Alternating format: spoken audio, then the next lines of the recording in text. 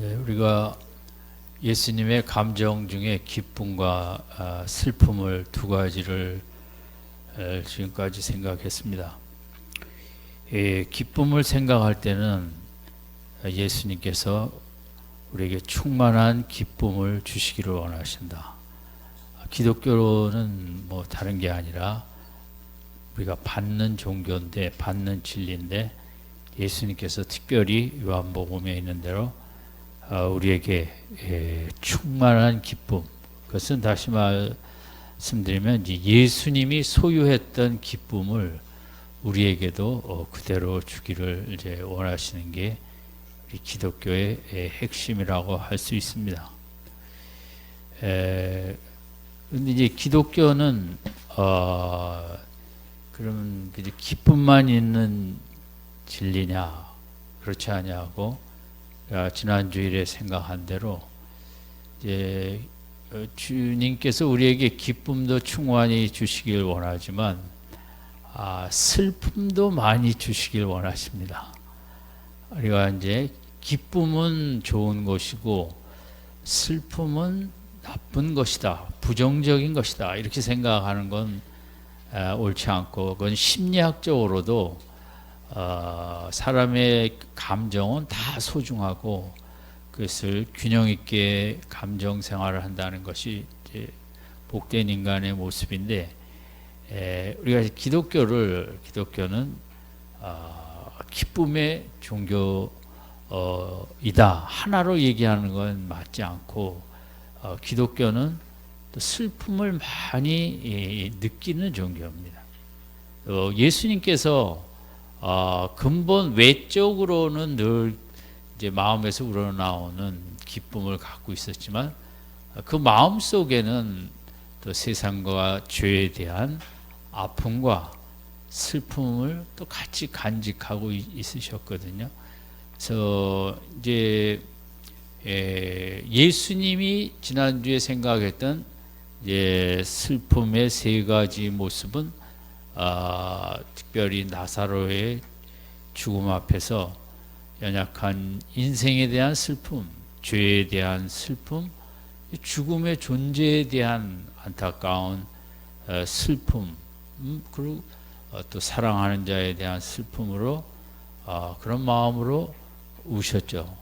또 예루살렘 성을 마지막에 들어오시면서 형식주의적인 신앙과 이렇게 가면 엄청난 심판이 올 텐데 거기에 대한 또 아픔과 슬픔이 있으셨고, 또 히브리서 5장 7절에는 이제 십자가 전날 밤에 눈물과 심한 통곡으로 우신 무거운, 너무나 중요하지만 무거운 사명이기에 이제 슬퍼하시고 아파하신 이 모습을 생각했는데, 이제 기독교는 주님이 누린 기쁨도 우리에게 주시길 원하지만 주님이 느끼셨던 그 슬픔도 우리에게 주시는 것이 기독교입니다. 그래서 기독교는 기쁨과 슬픔을 같이 받는 것입니다. 물론 슬픔만 주지는 않습니다. 성경 전체나 우리 기독교는 슬픔을 주신 다음에는 반드시 또 기쁨으로 연결되어 되게 나가게 돼 있죠. 어쨌든 예수님의 그 나사로의 죽음을 보면서 죄 문제, 죽음 문제, 사탄의 역사하고 질병의 연약한 인생을 보면서 슬퍼하시다는 것을, 그 슬픔을 우리에게도 주시는 것이 기독교입니다. 그래서 우리도 죄를 슬퍼하고, 나의 죄든 가족의 죄든 세상의 죄든 그 죄악을 슬퍼하고, 안타까운 죽음들의 모습을, 질병이나 사고로 죽는 그런 모습을 슬퍼하고, 유혹에 넘어가 사탄의 앞잡이가 돼 전쟁을 일으키고 많은 사람을 죽게 하는 그런 그 인생 역사의 그런 힘든 모습을 보고 슬퍼하는 것, 이거 우리가 받아야 될 어떻게 보면 선물이라고 할 수 있습니다. 사람이 슬퍼할 줄 아는 사람이 상당히 차원이 높은 삶이거든요. 그래서 우리가 예수님께서 그런 나사로의 죽음 앞에서 한 인간적인 공감의 눈물만이 아니라 그렇게 슬퍼우시고 그런 것들 속에 죄와 사탄과 죽음과 또 예루살렘 성의 형식주의적인 신앙과 회개하지 않는 모습, 심판이 다가오고 있는데도 모르는 그런 깨어있지 못한 이런 모습에 대해 우리도 울 수 있게 하는 것이 기독교입니다. 예수님이 그런 걸 보시면서 눈물을 흘리신 것과 같은 그런 삶을 우리도 그대로 하게 하는 것이 기독교인 거죠. 그래서 기독교에서 중요한 건 주님의 기쁨도 받아야 되지만 주님이 슬퍼하셨던 것을 나도 그대로 슬퍼할 줄 아는 이게 이제 큰 축복이고 이걸 우리가 받아야 된다는 거죠. 교회 다니면 뭐 좋은 일만 있고 그냥 기쁜 일만 있고 그거는 이제 그 기독교는 아닙니다.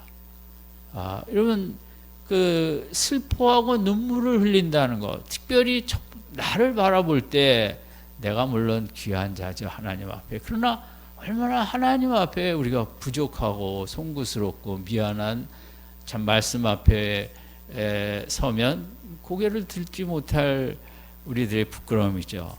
그냥 나의 그런 부족함, 나의 죄를 보고 슬퍼할 줄 모른다면 기독교가 아닌 겁니다. 그걸 슬퍼할 줄 알고 눈물 흘릴 줄 알고 요즘은 이제 눈물을 상실한 기독교죠. 한국 교회는 또 특별히 어머니들의 눈물로 교회가 세워졌고 자녀를 키웠는데 요즘은 이제 눈물의 기도를 우리가 쉽게 볼 수가 없는 거죠. 눈물의 축복을 잃어버렸습니다. 교육자도 옛날 교육자들은 참 많이 잘 울고 통곡하고 그랬는데 저도 지금은 뭐 통곡할 정도로 힘이 없어 못하지만 저도 참 많이 울었습니다. 사실 눈물을.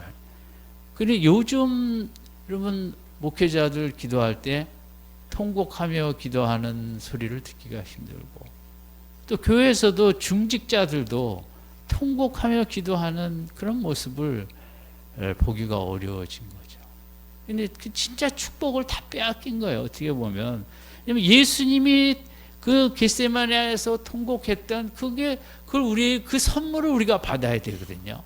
우리가 이 돈이라는 선물만 받는 기독교가는 절대 아니고 세상을 바라보고 나의 죄를 바라보고 세상의 죄를 바라보고 교회의 형식주의적인 그런 신앙을 바라보고 세상이 너무 분주하다고 영성 관리를 잘못하는 교회를 바라보며 눈물을 흘리는 이게 예수님처럼 우리가 우는 것이 기독교라는 거죠. 예수님처럼 기뻐하는 것만 있는 게 기독교가 아니라 예수님처럼 우는 것이 있는 게 참 기독교라는 거예요. 물론 이것은 눈물은 성령의 역사죠. 왜냐하면 죄를 성령이 확증을 시켜야 내가 그걸 아파하는데 성령이 충만하지 않으니까 죄를 죄로 여길 수가 없는 거죠. 우리가 모르면 어디 종양이 생겼는데 그냥 지나가잖아요. 그런데 병원에 갔더니 아리송하게 이게 양성인지 음성인지 그런 얘기하면 웃습니까 우웁니까? 심각한 내 몸이 심각하구나. 그때 우는 거죠. 영적으로도 마찬가지죠. 내가 심각한 죄인인 걸 모르니까 성령이 그 확증을 안 해주시면 우리가 울 수가 없는 거죠. 우리 교회가 회복이 되기 위해서는 물론 기도가 회복이 되어야겠고 눈물의 기도가 회복되는 축복이 있기를 바랍니다. 저는 기도를 상당히 좀 뻔뻔하고 간단하게 합니다. 이렇게 물론 마음으로는 애통하죠. 제가 하는 기도는 가만 앉아 있다 심심하면 하나님 미안해요, 죄송해요, 고마워요, 감사해요, 사랑해요, 그 5개. 하나님 생각하면 미안한 것뿐. 제 속으로 늘 그걸 외우고 삽니다. 하나님 감사하죠. 근데 미안한 것도 너무 많은 거예요. 죄송한 것도. 또 감사한 것도 너무 많고. 자격은 없지만 그래도 하나님을 사랑해요. 그런데 그 기도가 저는 뭐 그냥 부부간에 이런 대화를 많이 하자 그러잖아요. 근데 저도 그거 부부지간에 하는 게 하나님도 신랑 대신 예수님이니까 우리가 뭐 단순하면서 정말 마음이 담긴 하나님, 정말 부족하게 말씀 앞에 부족한 제 모습 생각하니 미안해요, 죄송해요. 그런데도 또 사랑해 주시니 고마워요, 감사해요. 또 세상에 아무리 봐도 사랑해야 될 분은 주님밖에 없으니 사랑해요. 그래서 저는 이 기도가 참 주님이 기뻐하시리라 믿고 뻔뻔하지만 늘 반복을 합니다.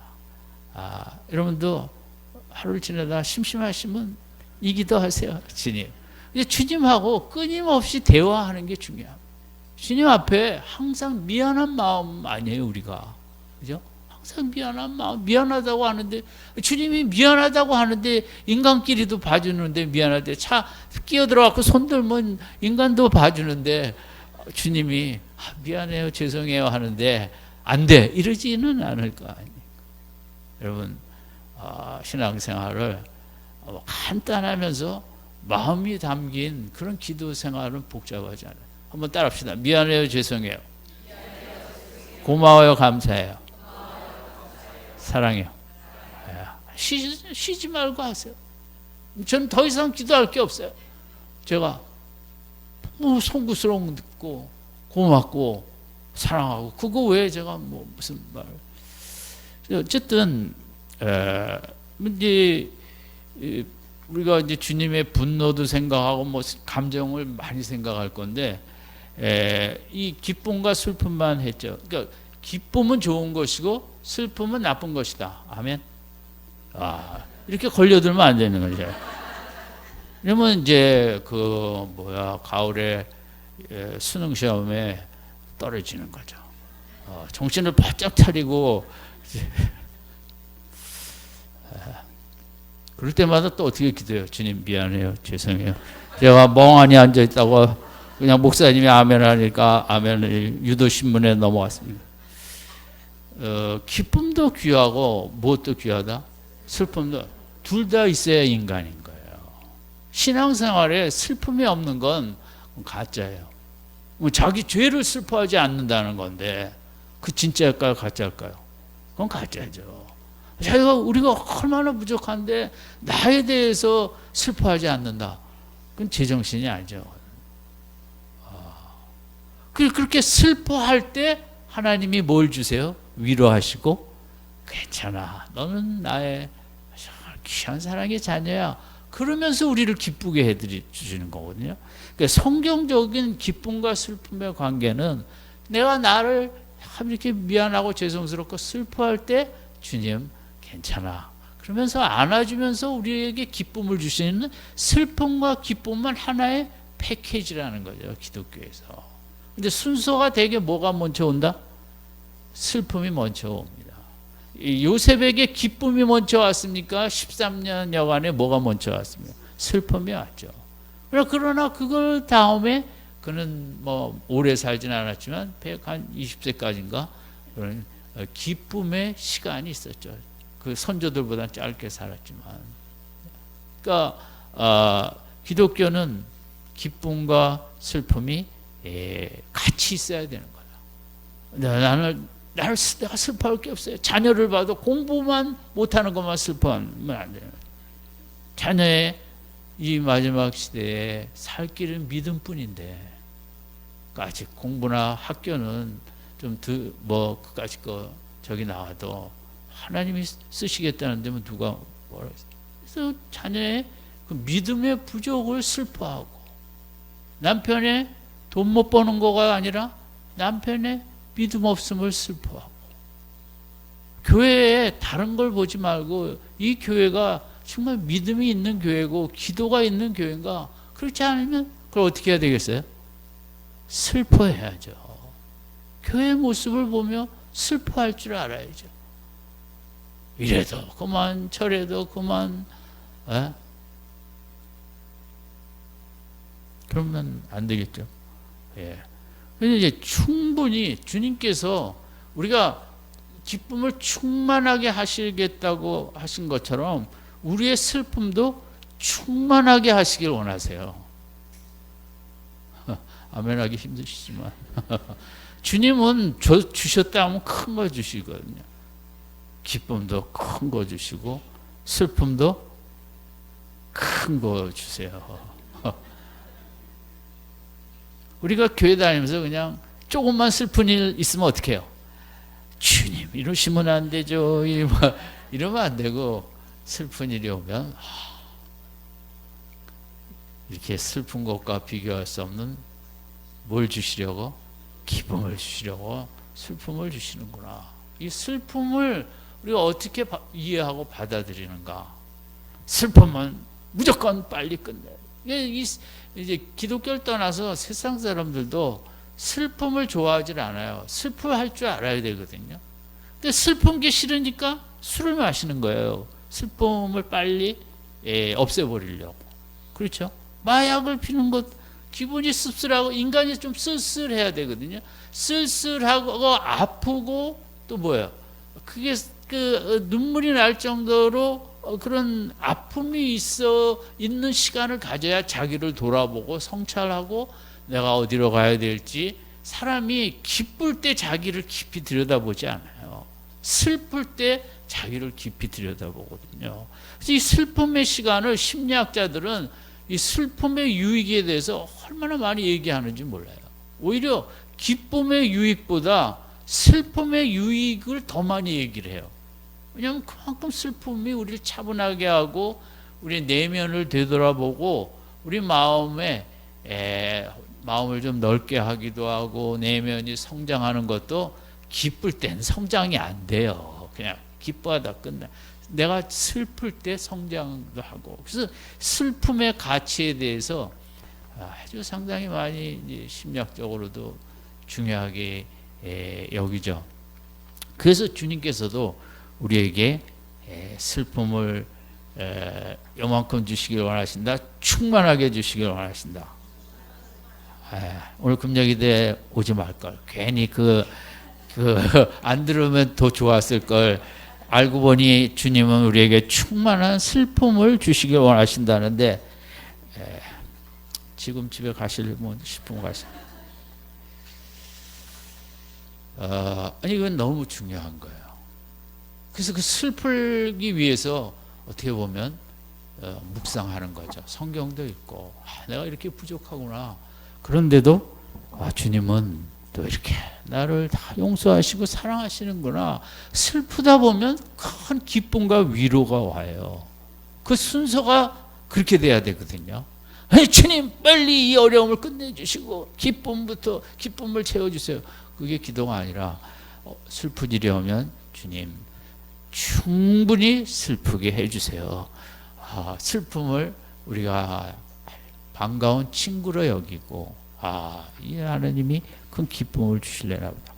그래서 이제 다윗을 통해서 우리가 시편에는 이런 그 슬픔의 시, 비통의 시, 한탄의 시, 이런 시가 상당히 많아요. 다윗이 너무 어려운 일을 많이 겪다 보니까. 그러면 다윗이 이런 슬픔을 어떤 슬픔 앞에서 뭘 했느냐? 많은 시 중에 13편이 가장 짧아요. 그래서 이제 그걸 잠깐 보겠는데, 그럼 너무 슬프니까 1절에서 2절까지 4번 반복되는 단어가 있어요. 아까 읽으실 때 눈에 가셨나 모르겠는데, 무슨 단어가 4번 반복될까요? 성경을 이렇게 잘 읽으시는 교인이 속한 교회 이름은 뭔가요? 어느 때까지예요. 그러니까 너무 힘들고 슬프니까 하나님 앞에 이 정말 따지는 걸 넘어서 하나님 사기꾼 아니냐? 도대체 언제까지 이루고 있을 거냐? 제정신이시냐? 이게 때가 한만 길어도 이건 4번을 반복했다는 것은 완전히 때가 너무 지나쳤다는 거거든요. 이거 상당히 공격적인 인격을 모독할 정도는 그런 표현이라고 볼 수 있어요. 하나님 앞에 그 때를 다윗이 모르겠어요. 너무 슬프고 힘들다 보니 도대체 어느 때까지 이르려고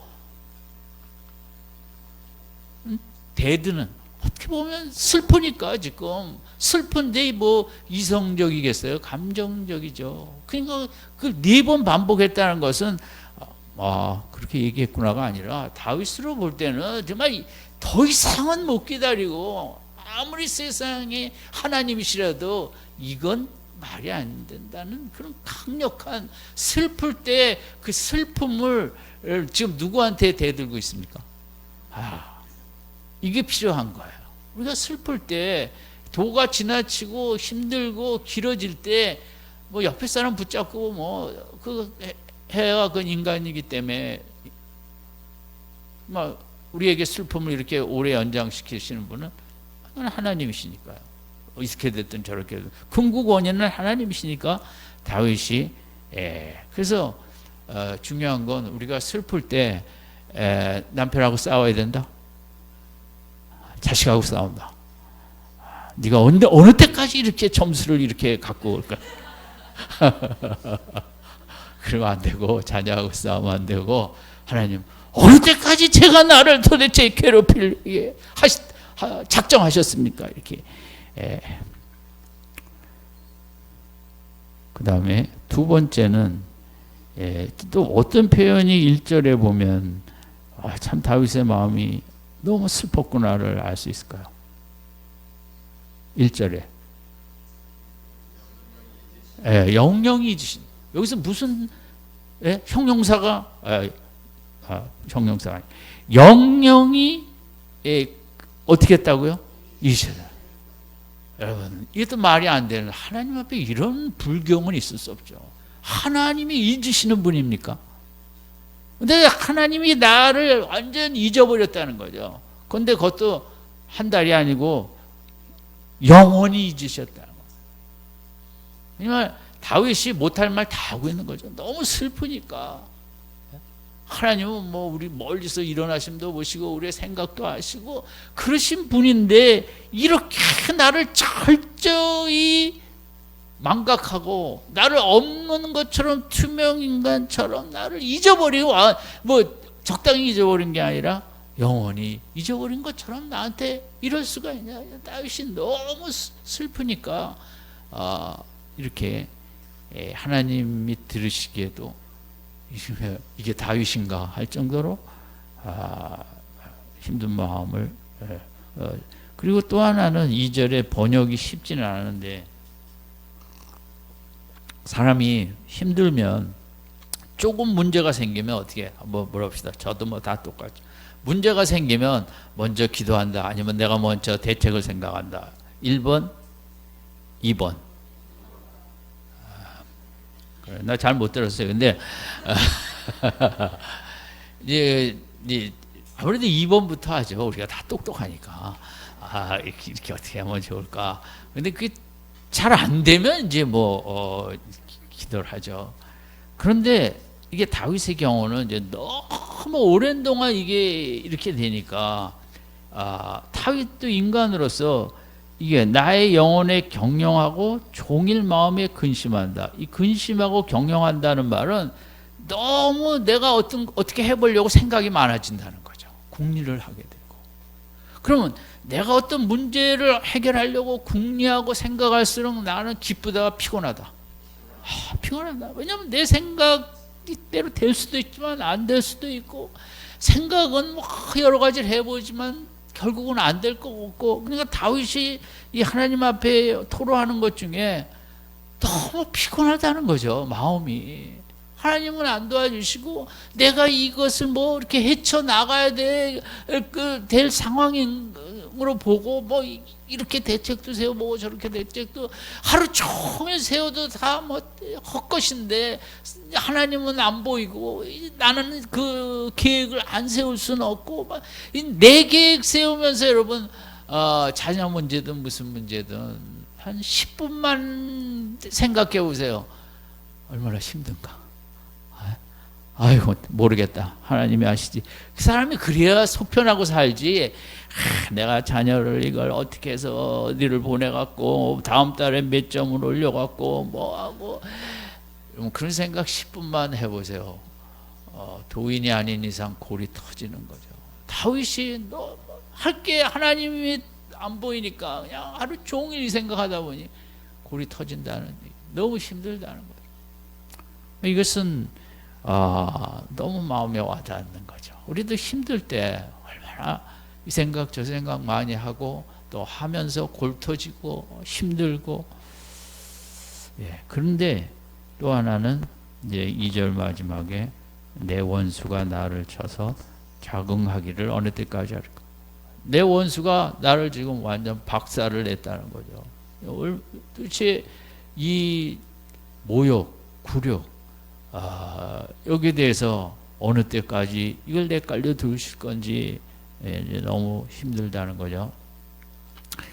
그러니까 다윗이 이제 이렇게 슬픔을 당할 때 이제 이 부분에서 우리가 생각은 뭘 할까요? 슬플 때 감정이 격해지고 힘들고 또 그것이 짧은 것도 아니고 길어질수록 그럼에도 나의 그 큰 슬픔을 절대 인간하고 이 문제를 갖고 얘기할 게 아니라 그 있는 감정 그대로 그 슬픔 그대로 누구 앞에 갖고 나가야 된다.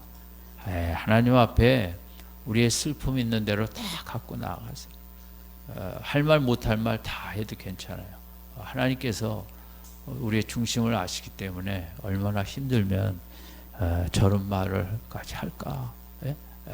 그 힘든 말을 가족끼리 하다가 싸움 붙으니까 하나님께 다윗이 할 말 못할 말 다 하고 있는 것처럼 우리가 슬플 때 하나님 앞에 나가는 거죠. 그러면서 다윗은 이제 이렇게 기도해요. 3절에 여호와 내 하나님이여 나를 생각하사. 좀 생각 좀 해달라는 거죠. 이 생각하사. 나를 좀 봐달라는 거예요. 나를 좀 바라보시라고 생각해달라는 거예요. 그 마음이죠. 생각 좀 해주세요. 은행 가서 선처를 바라는 거예요. 선생님, 의사 선생님, 잘 좀 생각 좀. 이것처럼 이 생각해달라는 것은 정말 나를 좀 불쌍히 여겨달라는 말. 그 다음에는 이제 나의 뭘까요? 눈을 밝히소서. 그러니까 우리가 너무 힘드니까 육신적인 눈도 어두워지고 마음의 눈도 어두워지고 영의 눈도 어두워지고 그렇잖아요. 이건 그러니까 다윗도 이게 힘드니까 자세히 보이지가 않는 거죠. 모든 게 다 어둡게 보이게 되고 부정적으로 보이게 되고 믿음도 약하니까 미래도 잘 안 보이고. 그래서 이 눈을 밝혀달라. 그러니까 나의 어두움을 내쫓아 달라는 의미도 있고 정말 문제를 해결해 달라는 의미도 있고 특별히 우리가 문제가 힘들고 너무 슬플수록 영의 눈이 어두워지니까 그 부분도 이제 중요한 거죠. 영의 눈이 밝아져서 하나님을 향한 소망이 확실히 들어와야 이제 그 모든 게 잘 보이는데 소망이 없어 지금 약하니까 다 어둡게 보이는 거죠. 나의 눈을 밝히소서. 저는 이 기도 중에 첫 번째 뭘 했다 그랬죠? 생각하사. 생각 좀 해라. 나 이 기도도 좋다. 하나님, 저 생각 좀 해주세요. 우리가 얼마나 딱할 때도 많고 힘들 때도 많아요. 하나님, 저 생각 좀 해주시고, 그 다음에 뭘 밝혀달라고요? 이 사람이 눈이 밝아져, 미래가 보이도록, 소망이 가득 보이도록, 하나님의 뜻이 보이도록, 하나님의 통치하심이 보이도록. 오늘 기도 많이 배워가네. 아까 배운 기도 있죠. 거기 플러스 두 가지. 뭐예요? 첫 번째는 나 생각 좀 해. 두 번째는 뭐예요? 눈을 좀 밝혀달라. 눈이 밝아야 미래가 보이고 소망이 보일 거 아니에요.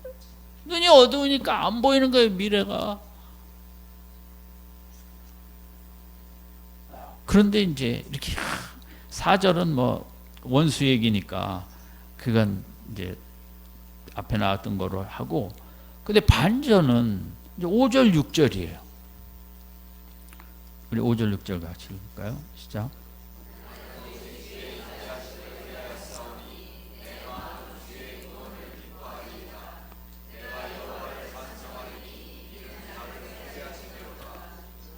이건 너무 앞부분하고 감정이 어떤 감정으로 바뀌었어요? 기쁨으로 바뀌었어요. 이제 다윗의 시편에 이런 경우가 너무 많죠. 이것도 이제 우리 믿음의 신비고 비밀이고, 근데 어떻게 이렇게 갑자기 어떤 이런 마음의 슬픔에서 기쁨으로 바뀌었을까? 이게 이제 기독교의 본질이죠. 그렇게 애통하는 가운데 참 이 영적이라는 건요, 여러분도 경험을 늘 하시겠지만 힘들다가도 때로 한순간에 막 소망이 확 보이는 때 있죠. 그럴 때 없어요? 없대는데 또 막 있다고 제가 웃기는 거였는데, 그냥 힘들다가 마음이 힘들어 죽겠다가 어떨 때는 갑자기 마음이 가벼워지고, 그래 하나님이 하시지, 그런 생각이 팍 들어올 때 있잖아요. 그러니까 이제 우리가 참 이렇게 슬퍼하다 보면 하나님께서 한순간이에요. 이게 이적이죠. 우리가 기적이라는 게 복음서에 병 고치는 기적만 기적이 아니라 마음을 갑자기 그냥 어두운 마음을 밝게 해주는 것보다 더 큰 이적이 어디 있습니까? 하루를 살면서도 우리가 얼마나 다운될 때가 있고 참 쓸쓸할 때도 있고 힘들 때도 있는데, 그때 갑자기 또 하나님을 바라보며 생각이 싹 바뀌면서 이제 하나님 함께 하시지, 하나님 인도하시지. 그게 뭐예요? 그게 이적이에요. 우리는 하루를 살면서 많은 이적을 체험하며 사는 거거든요. 하나도 안 하는 사람처럼 가만히 그렇게 그렇게 사세요. 참 이적이 필요해요, 우리에게는. 우리는 연약한 인간이라 잠시 있다 보면 부정적인 생각을 해요. 잠시 있다 보면 자녀에 대해서 소망이 솟을까요? 자녀에 대해서 근심의 생각이 떠오를까요? 그 인간이에요. 인간은 본능적으로 미래를 걱정하기 때문에 이렇게 근심 걱정이 당연해요. 근심 걱정이 성경이 말하는 그런 죄지만 그걸 인간이 안 할 수는 없어요. 본능으로 심어 주셨어요. 문제는 우리가 그것을 가지고 그런 속에 하나님께 매어달리며 그때마다 하나님이 그걸 막아주시고 바꿔주시는 거죠. 그죠? 그게 이제 우리가 날마다 체험하는 이적이라고 할 수 있죠. 우리가 이렇게 힘들다가 자녀 걱정하다가 한순간 내 자식이네, 하나님 자식이지, 딱 그 생각 하나로 완전 나도 모르겠다, 뭐 어떻게 할지 하나님이 알아서 하시겠지, 딱 이렇게 되면 얼굴이 환해지고, 그 이적이죠. 어떻게 이번 주간도 내 자식으로 사셨습니까? 하나님 자식으로 사셨습니까? 다 내 자식으로 살죠. 그러니까 왜 근심 걱정만 하다가 근데 그 뭐 성도님들 얘기가 아니고 제 얘기라 이거죠. 인간이 그렇게. 근데 이제 참 기독교의 위대함은, 하나님의 참 너무 좋으시면 그런 생각에 이렇게 한 2, 3분 하다가 아니지, 하나님이 인도하시지, 딱 그러면서 딱 반전할 때 우리 마음이 얼마나 기쁘고 하네요. 그 제임스 조이스라고 뭐 여러분들, 우리도 뭐 구역장들도 있고 뭐 다 청년 이쁘도 읽고 이러는데 그분이 이제 그런 글을 쓴 게 있었어요. 종양이 이제 발견이 됐는데 너무 이제 슬퍼갖고 또 이게 나이가 뭐 제가 종양이 있다. 사실 제가 그 속에 혹이 큰 게 하나 있어요. 근데 그 어디에 있냐면 콩팥 속 이쪽 뒤쪽에 있는데 아주 그 수술하기가 그 까다롭다는 거예요. 그래서 이제 그래도 크면 하자 그러는데 작년에 커서 하자 그러더니 이게 너무 까다로워서 아프네요. 안 아프다니까 또 그냥 기다려 보세요. 그래서 그 아프기만 기다리고 있는데 그게 뭐 5cm인가 6cm인가. 근데 어떨 때는 어디 거기 있다가 갑자기 터져갖고 내가 이거 사람이니까 하지도 못할 걸 왜 처음엔 하자고 떠들더니 또 나중에는 또 힘들어서 거기가 더 커져야 된다고. 그리고 이제 콩팥 쪽이니까 그럼 이제 콩팥을 누르고 있으니까 그러면 이제 그 소변 계통에 문제가 있냐? 그건 없다고. 그러니까 또 그러면 또 1년 있다 보자. 그래서 제가 그 1년을 기다리고 있는데 이제 가면 또 그러겠죠. 별 저거 없으면.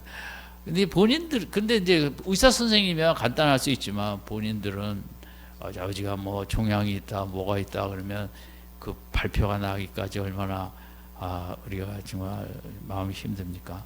그 제임스 조이스도 그런 글을 썼어요. 정말 젊은 나이에 엄마로서 그거 그렇게 되니까 뭐 죄인데 그래갖고 이제 그 슬퍼하고 기도하고 있는데 밤에 딱 이 음성 하나만 들리더래요. 얘야 나만 믿어라. 아멘. 누가 그랬을까요? 남편이? 하나님이냐. 나만 믿어라. 거기에 완전히 그냥 그 어둠이 물러가고, 그래. 사람이 뭐 그렇게 세계적인 뭐 무슨 일을 해도 그 종양 앞에서 슬퍼하고 부들부들 떠는 게 인생이죠. 근데 한순간에 그 하나님의 음성, 나만 믿어라. 그게 그냥 완전히 자기 마음을 밝게. 근데 그게 이제 우리의 믿음 생활이라고 생각합니다. 우리가 맨날 믿는다고 하면서도 주님을 잘 안 믿거든요. 그죠? 그 말 한마디, 나만 믿어라. 그거 모르겠어요? 유치부서부터 배웠는데, 나만 믿어라. 그런데도 그거 잘 안 되는 거예요, 우리가. 70이 되고 80이 돼도 종양 하나 있으면 걱정이 되지, 슬프지. 하나님만 믿습니다. 그러고 되지 않죠. 그게 이제 그런 저는 다윗의 이 5절 6절이 그런 거죠. 이렇게 아마 하나님께서 보실 때 충분히 슬퍼할 양이 찼는지 그래갖고 다윗으로 하여금 어디에 집중을 하게 하냐면 오직 주의 뭐예요? 인자하심이에요. 사랑. 하나님의 사랑에 초점을 맞추게 하는 거예요. 하나님의 사랑이 그렇게 시시한 줄 아느냐? 얼마나 위대한 하나님의 신실하신 사랑이냐? 그거 몰랐겠어요? 문제가 크다 보니까 그걸 잊어버리는 거죠, 사랑을. 근데 하나님께서 한순간에 그 마음에 이적을 일으키는 거예요. 그 영의 눈을 떠서 어디를 바라보게 해요? 하나님의 사랑, 인자예요. 두 번째는 사랑을 의뢰하였다. 신뢰한다. 하나님 나를 사랑하신다. 굳게 신뢰하게. 두 번째는 내 마음은 주의 뭘 기뻐하게 해요? 주님은 나를 구원하시지 않았느냐. 이 부분도 구원하실 것이다. 그거 몰랐겠어요? 알죠. 근데 문제가 크다 보니까 그게 잘 안 보이는 거죠. 영의 눈이 어두워지면 우리가 다 육신적으로 생각을 하니까. 그 영의 역사겠죠. 하나님의 역사 가운데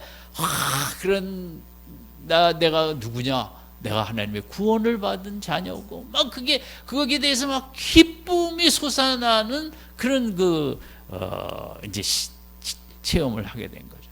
여러분 이 밤도 어떻게 나오셨든지 간에 정말 주님의 사랑이 우주 같은 사랑으로 날 사랑하시고 나를 구원하신 과거에도 구원하셨고 앞으로도 지금도 구원하시 그 구원을 기뻐하는 막 기쁨이 막 밀려오는 복된 밤이 되시길 바랍니다. 6절은 내가 여호와를 찬송하리니 이게 지금은 앞에 보면 무슨 찬송이에요. 찬송은 저주로 그냥 가득하다. 또 은혜가 들어오고 이적이 일어나니까 그 입술에 찬송이 붙는 우리도 그렇죠. 뭐 피곤한 가운데 그냥 안 가자니 또 그렇고 또 목사님 또 왔나 안 왔나 볼 텐데 보고 있어요 제가. 누구를 찍을까 보는 거 있는 거죠. 온 사람을 찍어야 될 텐데. 그러니까 어쨌든 하여간 이 밤에 저는 우리가 다시 한번 어떤 힘든 가운데 오셨던 이 세 가지가 회복되는 하나님의 사랑이 밀려오고 하나님의 구원의 기쁨이 넘치고 하나님을 또 찬송하는 기쁨이 찬송이 우리 속에 터져오르는 빌립보에서 바울과 실라가 그 밤에 가졌던 그런 기쁨이 우리에게도 5절 6절처럼 풍성하게 역사하는 은혜의 귀한 밤이 되시기를 주님의 이름으로 축원드립니다. 제가 복습하고 마칩니다. 처음에 무슨 기도 5가지 하라 그랬어요?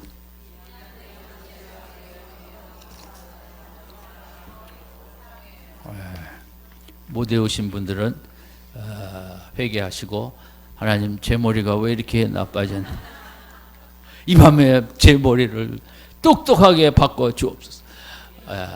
그리고 또 다윗의 두 기도는 또 뭐가 있었죠?